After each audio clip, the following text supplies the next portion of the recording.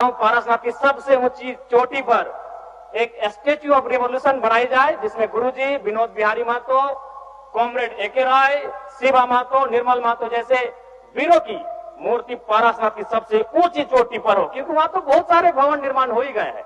धन्यवाद माननीय अध्यक्ष महोदय।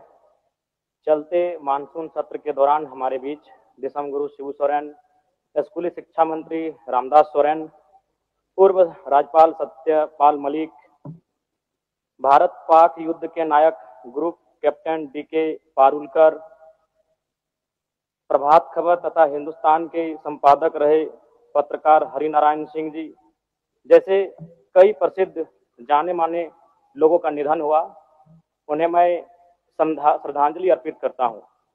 अध्यक्ष महोदय, गुरुजी बेशक उनका जन्म नेमरा रामगढ़ उस समय के हजारीबाग में हुआ था, लेकिन उनका जो कर्म भूमि रहा वो गिरिडीह, धनबाद, बोकारो रहा।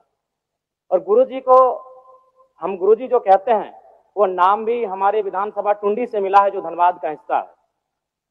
मेरी आयु बहुत कम है, गुरुजी को तो करीब से देखने का अवसर एक बार ही मिला था, जब 2019 का विधानसभा के चुनाव में टुंडी के प्रत्याशी मथुरा प्रसाद महतो के चुनाव प्रचार में उसी मंच में मुझे 2 शब्द रखने का अवसर मिला था।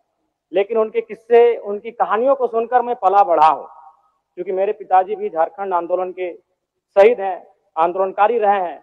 मेरे गांव में लगभग 1 दर्जन से ज्यादा मेरे चाचा हैं, जेठा हैं, जिनको आज भी आंदोलनकारी का पेंशन मिलता है। तो उनसे मैं लगातार गुरुजी, विनोद बिहारी महतो, कॉमरेड एके राय की कहानियों को सुना हूं।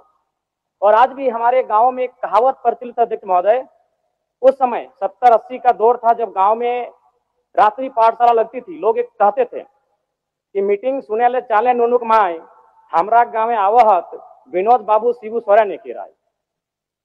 और आज जिस झारखंड मुक्ति मोर्चा, जिसका प्रचंड आज पूरे भारत में है, राज्य की सबसे बड़ी राजनीतिक दल है, उसका जो पृष्ठभूमि बनने का रहा है अध्यक्ष महोदय, वह गुरु जी के नेतृत्व के सोनेत संथाल समाज और विनोद बिहारी महतो के नेतृत्व के शिवाजी समाज का विलय ही झारखंड मुक्ति मोर्चा के निर्माण की कहानी को बताता है।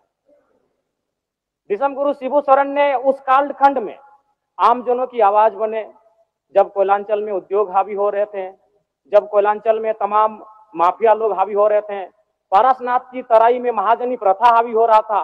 आज भी पारसनाथ के तराई में कई किस्से मौजूद हैं अध्यक्ष महोदय, जब उन्होंने अपनी बेटी के विवाह के लिए, अपने पिताजी के श्राद्ध के लिए किसी महाजन से 1 रुपया कर्ज लिया था, लेकिन 20 वर्षों के बाद भी वो 1 रुपया कायम था और वो सूद नहीं दे पा रहे थे। बहुत इस प्रकार की व्यवस्थाएं उस समय प्रचलित थी समाज में।